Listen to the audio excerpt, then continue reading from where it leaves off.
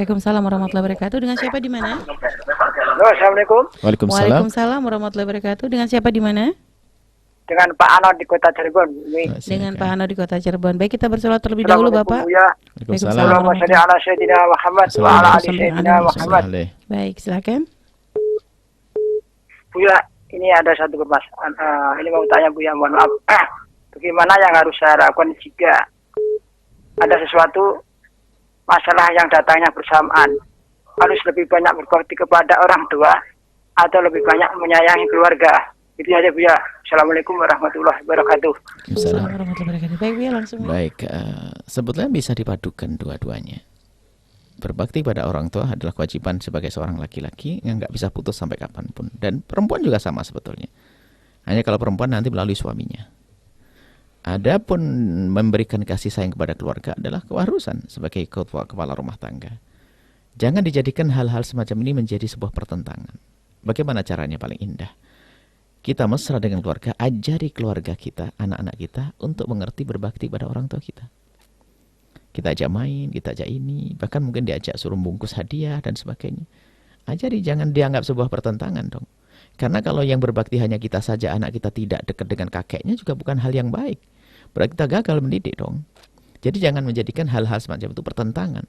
Kadang bukan begitu pertanyaannya. Mana yang lebih penting antara guru saya dan orang tua saya? Nggak boleh pertentangan dong. Kenapa? Kalau orang tuanya baik, gurunya baik, pasti saling mengerti dalam hal ini. Tapi kalau repotnya dua-duanya nggak baik. Atau kita yang tidak baik. Jadi seperti itu. Jadi jangan dianggap sebuah pertentangan. Cuman kalau masalah waktunya misalnya, hari ini kita dipanggil orang tua kita, ya kan? Kemudian kita diperlukan oleh keluarga kita. Sekarang kita timbang.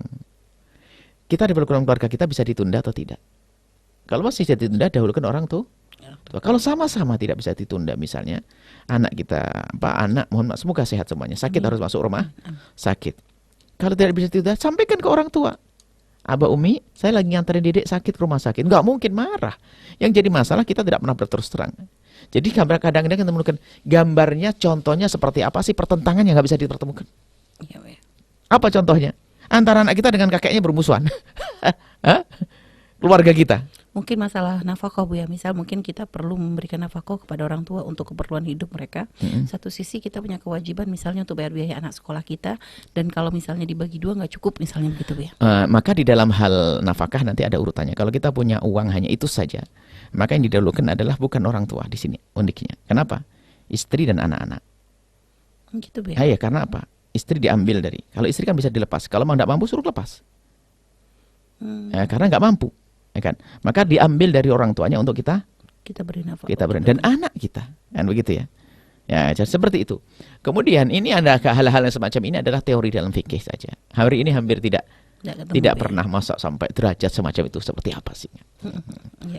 Cuman ini mungkin ya kalau pertanyaan-pertanyaan semacam ini adalah biasanya mungkin, mohon maaf, naudzubillah, istrinya nggak cocok sama mertuanya. Ini yang repot ini kayak gini. Nah, ini biasanya nggak seperti. Kalau nggak ada masalah, masa ada istri diajak ke mertuanya nggak mau, itu aneh banget. Istri diajak ngabdi ke mertua nggak mau kan aneh banget.